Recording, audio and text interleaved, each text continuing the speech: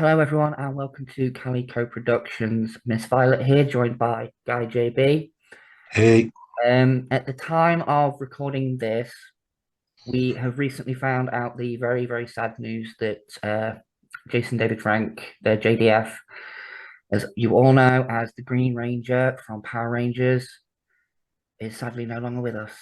mm, So we would like to just take a few moments to have a respectful silence for him, and then we will share some of our favorite memories of him and his time as a Power Ranger.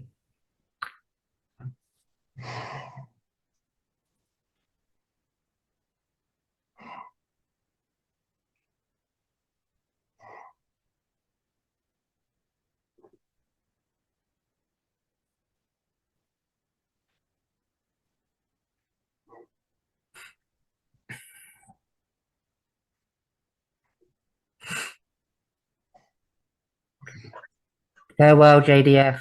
We love you. JDF. But yeah, some of my favorite memories from childhood are of watching Power Rangers Mm, with friends, with family, and the Green Ranger just came in, into it, was a total badass. yeah, Everybody fell in love with him. He became a fan favorite, and JDF played the character of Tommy Oliver on and off for about 25 years. yeah, it's gotta be. So I think he embodied it off screen as well. he really did. He was always happy to talk about Power Rangers, always happy to spend Mm, time with fans. He always had his little side projects going, the Legend of the White Dragon, you know, yeah, all that kind of stuff. Um, our condolences go out to his family, and yeah, um, definitely. we ask the fan base to be respectful at this time. You know, they're dealing with the shock just Mm, as we are as fans. So please be respectful to the family, and any news that you hear, unless it comes from a credible source, don't believe what you hear online. It goes without saying, don't believe everything you see on Facebook. yeah, definitely, definitely. Well, that's going to be it from us for this little video. We just wanted to pay our respects to a amazing human being, someone who always put in 110%, and someone who will be very, very dearly missed. Yeah, definitely. Thank you, JDF. Jason David Frank, may you rest forever in peace And power. and in power. Bye. We have such sights to show you. Get away from her, you bitch! What a plonker! That's it, man. Game over, man. Game over. Good evening, everybody, and welcome back to another fang-filled, fun-filled episode of Hun Your Geek is Showing. I am your wonderful host, the demon bitch queen of the underworld, Miss Violet Impulse, and I am joined, as always, by some random guy, JB. Even though. So, how you doing today, Hun? Yeah, I'm all right. I'm all right. I'm feeling like about 5 gallon barrel of shit and a 2 gallon barrel. But, apart from that, So, pretty much normal for you then. yeah, pretty much. But yes, thank you for joining us on today's episode. Following on from last week, where we talked all about Buffy, we're now going to talk about the vampire with a soul, Angel. Oh yes, oh yes. We love him. We love him. David Arguably, Boreanaz.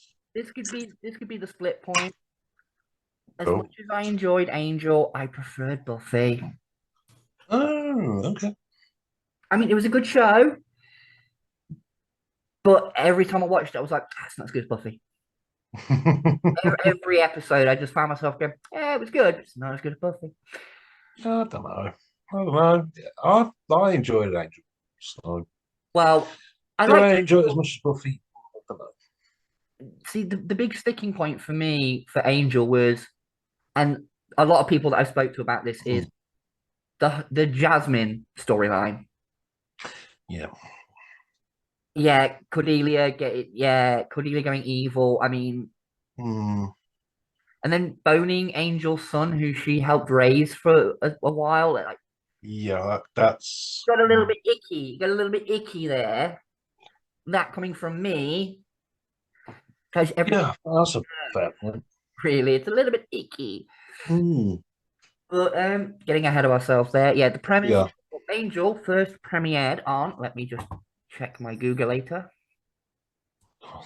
Okay, go.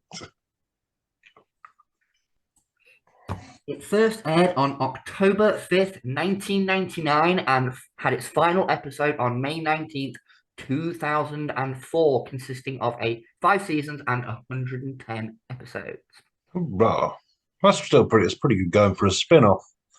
Oh I yeah, think that's a good old show. I think the only other more successful spin-off is Frasier from Cheers. Yeah. Not many people realize that Frasier is actually a spin-off from Cheers. Oh, tangent alert. Tangent Tangent, alert. tangent. Tangent. Frasier's coming back. Is it? Yes, it's coming back, but there's always a but, isn't there? Oh god, no, no, no, no. He's moving to a different town, Oh, so we may not have Niles, which will not be good. I love Niles. oh yeah, yeah. I love him. He's so just down on himself all the time. Mm. His wife, Maris, you never see her. Wrong podcast. We're talking about Angel. Yes, sorry, but You it's distract me tangents. with your tangent. Can't help it. But anyway, yeah, the premise of Angel is at the end of Buffy season 3, where Angel decides, because we can't be together, I'm fucking off out of town, which I wish my exes would do. Yeah, But everyone can say that. well, he goes to LA and he's doing his thing, fighting vampires, trying to do his bit to fight the good fight. But he's pretty much directionless. He's cut himself off from everybody. He's isolating himself. Yeah. And then in walks Doyle, played by the late Glenn Quinn. Yep. And he has visions from the powers that be because he's half demon. Or the PTB, as Cordelia calls them, because Cordelia pops up in this one, everyone. Yeah, Cordelia. Yeah, good old Charisma Carpenter. She's in this as well. After leaving Buffy, she joined Angel. And throughout the course of season 1, Angel's doing his thing. He's fighting all the big bads. He finds out throughout the course of the season that these big bads are kind of protected to a certain extent by a evil law firm. So, a law firm. They're not evil. Every law firm is Wolfram and Hart. I'm sorry, but it is. Yeah, pretty much. Angel goes up against them. The end of season 1, they bring back his sire, Darla, as a human because they have big plans for Angel.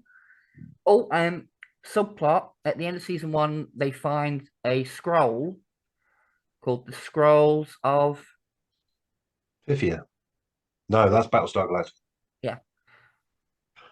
I can't remember, but yeah, there's some scroll that says that That's an idea. one day the vampire with the soul will become human.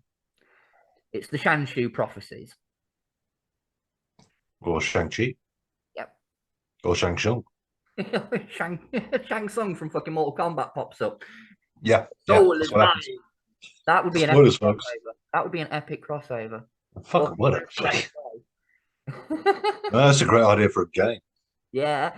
Next Mortal Kombat, we should write to NetherRealm Studios and say, please, Yeah, DLC. Buffy and Angel as DLC characters. You've done And Robot, Spike. Terminator, and Rambo. Yeah, we need Spike as well, though. Oh. James Masters. Oh, Be still, you're beating hard. I don't have a beating heart. It stopped long ago, but he could fix my nethers any day. No, your nevers. Never mind you and your nevers. Moving swiftly on. What from your nevers? Angel season 2. They tried to turn him evil, Wolfram and Hart, by seducing him with Darla. There's a lot of back and forth, and Drusilla shows up at one point. Yeah. They go to an alternate dimension. Pylea. Oh, the host. I have to talk about the host because it's his. Oh, well, yes. Played by again the late Andy Hallett. Yep. He actually did all of his own singing Mm. in Angel, and that Yes, I did hear that. some of the notes Mm. I can hear. I was like, Yeah, kudos. on the first viewing, you're like, is that really him? Mm. As time goes on and he does it more and more and more, it's like, yeah, that's him really singing. That's impressive. And Yeah. sadly, a talent we lost, unfortunately. Well, it was Ian once more with a feeling. Hey. Yeah, they could have had him in an Angel episode, Mm. an Angel singing episode. That would have been brilliant. Lorne leading the charge. It's a monster that only he could have defeated. Yeah. Yeah. You know, prove his worth within the team. There's at least one demon out there that even Lorne can kill. Yeah. But yeah, they go to the Pylean dimension where they come across Winifred Fred Burkle, played by Amy Acker. Oh, Love Fred. a new character is brought in at the back end of season 1, early into season 2, Charles Gunn, played by J. August Richards. I love that name. Yeah. I think August is a cool name. Little bit of trivia. He went on to star in, well, I say star, appear in Agents of S.H.I.E.L.D. Yes, he did. He was You're in, right. he was in the first couple of seasons. He started off as a superpowered person, and then he got turned into Deathlock, Yeah. robot dude. Which, when they brought Deathlock into it, I was like, I had an action figure of that one when I was a little kid. There's another show that fizzled out. Yeah, it did go. And that kind of wraps up season 2, really. Yeah. Yeah. First couple of seasons are very much villain of the week. Yeah. There's Or an monster of the overarching, week, should I say? Sorry. yeah, and there's an overarching kind of story that connects each episode with like the background subplot. But yeah, they just kind of take over. And again, this is what I was saying, that I actually prefer Buffy to Angel, because in Buffy there was a nice flow through in each episode. You know, okay, in season 1 there was like villain of the week, but the Master was always appeared in every episode, always laying his little plans. Yeah. You always knew what the bad guys were doing. It was very set up just so you could follow it nice and easy. Whereas Angel, like you said, it was very villain of the week, and there'd be like one scene with like a lawyer popping up going, oh, what are we going to plan for Angel this week?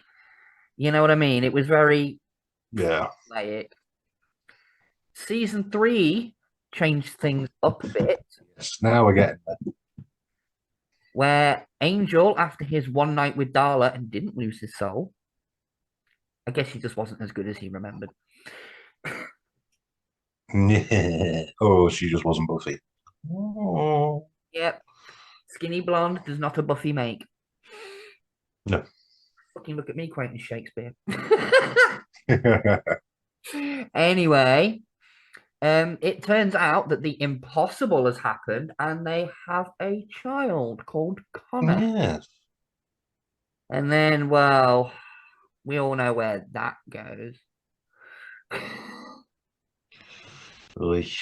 But yeah, we're going to kind of gloss over sort of seasons 3 and 4 because I didn't like them. It's very much tropes that have been done before, isn't it? The son, you know, being estranged from the father and then hating the father and trying to kill the father. It's happened in a lot of things. Yeah, it was very, very cliched. I didn't like the whole this demonic entity's come to Earth. It's going to give birth to itself through Cordelia, and it brings about complete and total world peace, but it eats people. Yeah. How much acid was done in the writing room that day? Well, you know, it was a turbulent time. It must have been. And then we get into season 5, which is personally for me one of the better seasons. Yeah, they really kind of went all in with it. Probably because they Wolf from Heart. They were like, yeah, you're in charge. Wolf from Heart just decided. No. They hand them the kingdom. Yeah, love it. And we'll talk about Spike coming into season 5 after his glorious, dramatic, brilliant death at the end of Buffy season 7. He's back. As Yeah. a ghost. Way to ruin that one. Annoying the shit out of Angel constantly. But I think one episode we do need to talk about because for me, it's one of the better episodes just for how comedic they really did go with it. Smile time. Yeah. Angel as a puppet. The excitability and the irritability of a puppet. And I love that bit where Spike walks in to his office and he's sat in his chair and he goes, "You get out. You, I mean it. You're a wee little puppet man."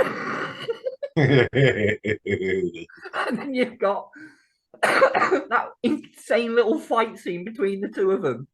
Like he throws Angel across the room and he just like the camera's already set up and he just sees his little pair of shoes go just land perfectly, little tiny boots. It's just like what? Yes, that's really cool. Love that. And then we will have to mention as well that cliffhanger. Yes. When I first watched that episode and that was how it ended, I was pissed. I was fucking furious. I was like, this is literally the last ever episode. Now, don't get me wrong. I know that Buffy, the way that ended, it gave closure to a shit ton of stuff, but it also left it open-ended. Yeah. Angel didn't give us that closure. It left the season on more fucking questions, like Wesley dying.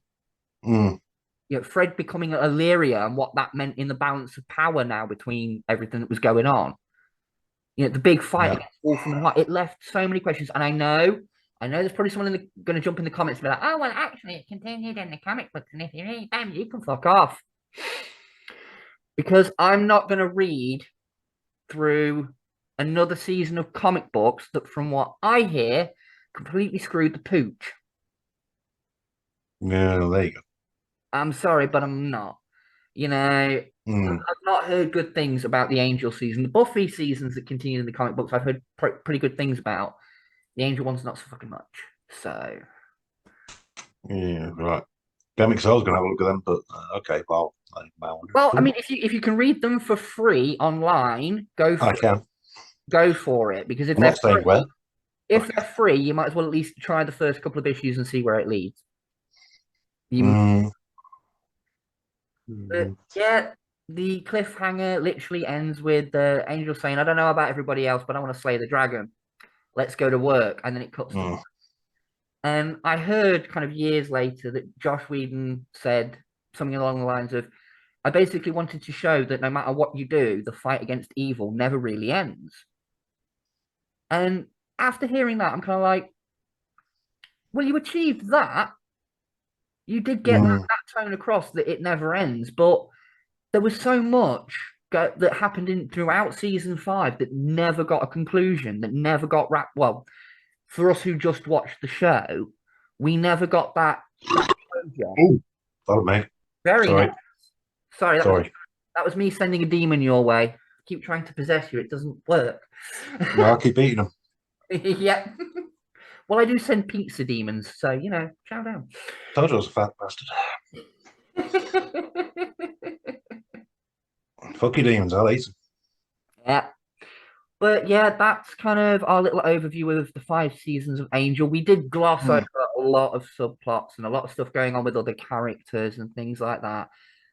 Purely because we don't want to be sat here all night. And they're available on Disney Plus. If you haven't watched them, we highly recommend you do.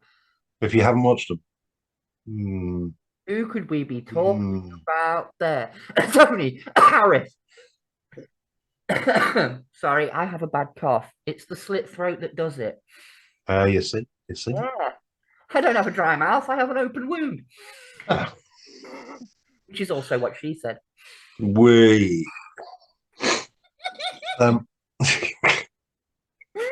that? I don't know. It just came out of nowhere. It's so high pitched. So high pitched that my cat just freaked out. Okay. Even Hendrix went, what? Yeah, what? He's in the kitchen.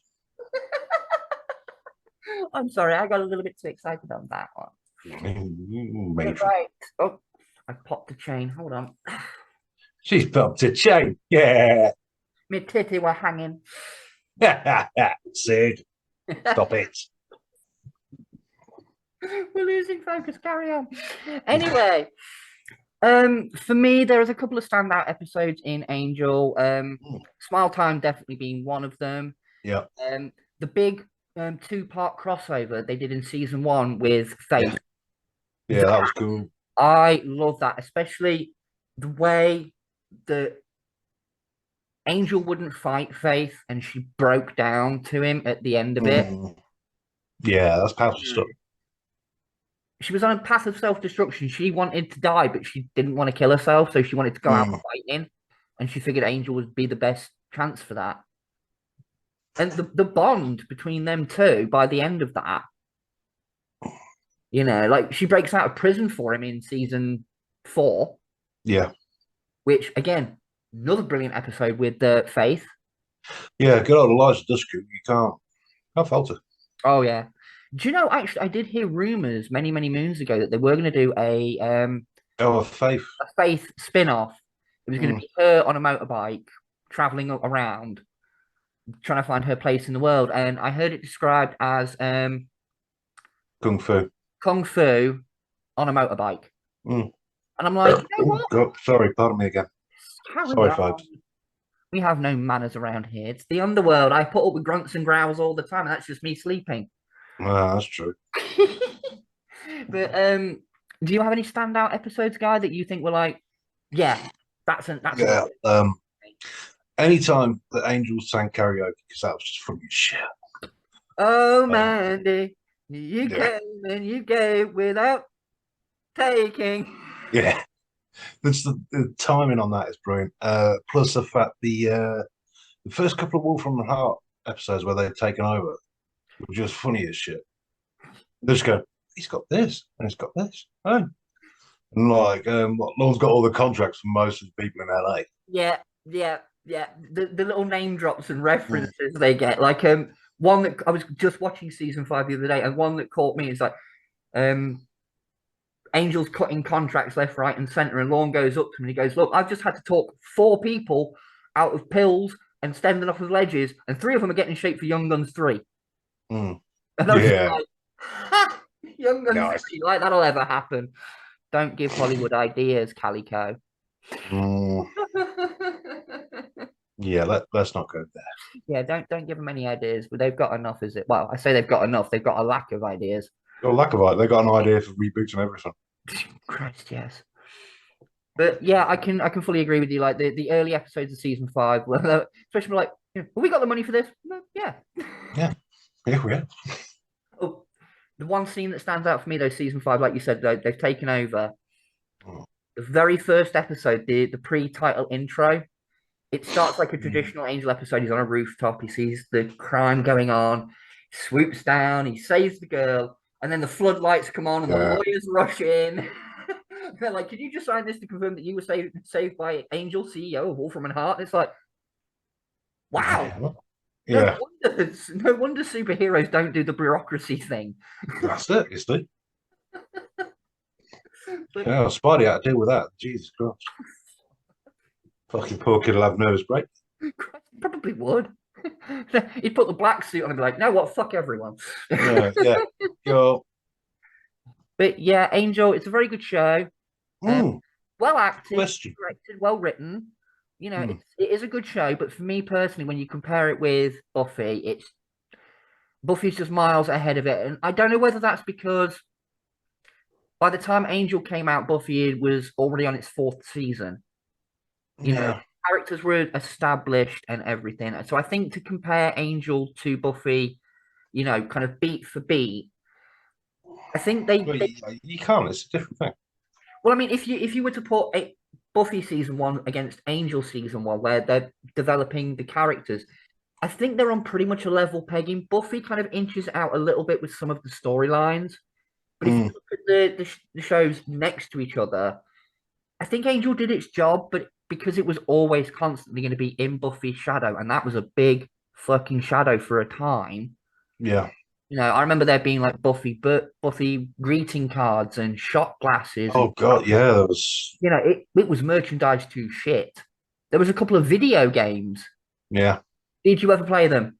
No, We should have didn't want mentioned to. we should have mentioned this in the Buffy episode, but there were a couple of video games. I played the first one on the Xbox. It was pretty good. It was pretty good, in my opinion. Purely Xbox. because apart from Buffy, you had the whole voice cast doing their parts. Hmm. So Oh, apart from Buffy, that kind of sucks. yeah, but the sound alike was millimeters away from being perfect. Trust me, go and look some footage up on like YouTube and stuff, and it was a pretty good game. You fucking run out of money. Fuck's sake. Oh, we spent everything on Alison Hannigan. Oh well, can't afford Buffy. Well, that's all right. For the sequel, even Alison Hannigan didn't show up. Oh wow. Nicholas Brendan did, of course, because he needed a paycheck. Yeah. Oh, fuck. I've never seen him in anything else. Anyway, back to Angel. Question. Go on then. Battle of the theme tunes. Who's got it for you? Who's got it for you? Buffy. Angel.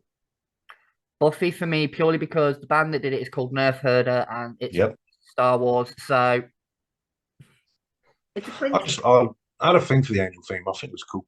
I like the violin parts in it. That's a cello, dear. Well, it sounds like a violin in sections, but it's a cello. I like the string instruments then. Thank you. Asshole. Yes. But yeah, Angel's kind said of arsehole. Sid. Stop it. Angel's kind of left its legacy. There are still fans now. People keep talking about a revival, and unless they go down the route that after the end of season 5, Angel became human, how are you going to explain why he looks 20 years older? Yeah, you can't. I mean, this is why I thought it was Tangent, Highlander, when they did the TV series and Christopher Lambert kept popping up. And it's like, wait, did you mean kept popping up? He was in episode 1. Yeah, but then he popped up throughout. No, he didn't. They did the TV movie. Oh, hold on. Hold on. I'll have to go to my adjudicator. Go to your fact checker. Is she? You sure? Fuck off. Fuck off, Violet. Without doubt, the Queen. Although Highlander's something we need to go back to. Well, we'll get to a Highlander on an episode, we promise. But yeah, how do you explain that Connor McLeod looks older in each appearance? He's meant to be immortal. They do age, just, They're immortal. They don't age. 500 years, he doesn't look a day older. Oh, well. I preferred Adrian Paul anyway, but there you go. Controversial. But yeah, I think we're going to wrap things up right about here. We've talked about Angel as much as we can, really, without giving like massive spoilers for everything. Yeah. Plus the fact, I mean, as much as I did like it, Buffy's got it once, so Buffy gets a longer show. Yeah, exactly. Buffy went 7 seasons, Angel only managed 5. But if Joss Whedon would maybe shut his trap, they'd have got 6. Yeah, well, to be fair, right, he was told at the end of season 4 that they were getting they'd get at least 2 more seasons. They'd get a 5th and a 6th season. They signed a contract for the 2 seasons, and then halfway through season 5, which is why a big plot point gets dropped. The Cyber Ninjas. That plot line kind of went no. Yeah. Because they found out literally halfway through, someone from Fox just turned around and went, "Yeah, you cancelled. Finish up this season. You're done." Oh, sorry again. Now, whether or not that was because of the way Joss Whedon behaved outside of the show, wouldn't surprise me. Not a fucking clue. But more than likely, yeah, because that was why Charisma Carpenter left. No, Who wants to deal with that? we don't do controversies on here. We just talk about the shows. We don't. Well, we do some controversies, but Yeah, they get edited out. Less fuel on the Josh Whedon fire. That man's burned himself up way too much. True. But anyway, we're going to wrap things up here. Like I said, we've talked at length. We don't want to spoil everything. We tried not to do that in the Buffy episode. We tried to leave some things for the people to watch if you've never seen it. And if you haven't, why? Why, Tony? Why haven't you watched it? Wow. Sorry. I'll be sending aloe vera Tony's way. I am sorry. I don't know where that came from. My inner voice was just like, bitch, say it. Yeah, what does my inner voice sound like? Sid fucking James, thank you. I was going to say, what, Sid Vicious? Yeah, him too. But anyway, I have been the Demon Queen, Miss Violet Impulse, joined every week by Guy JB. Yeah. We'll be back next week, and we're not sure what we're covering. That's back on the booze. So it's going to be a surprise for everyone. Mwah. Night, all you beautiful tortured souls. We'll catch you next time. Bye. Take it easy. We have such sights to show you. Get away from her, you bitch! What a plonker! That's it, man. Game over, man. Game over.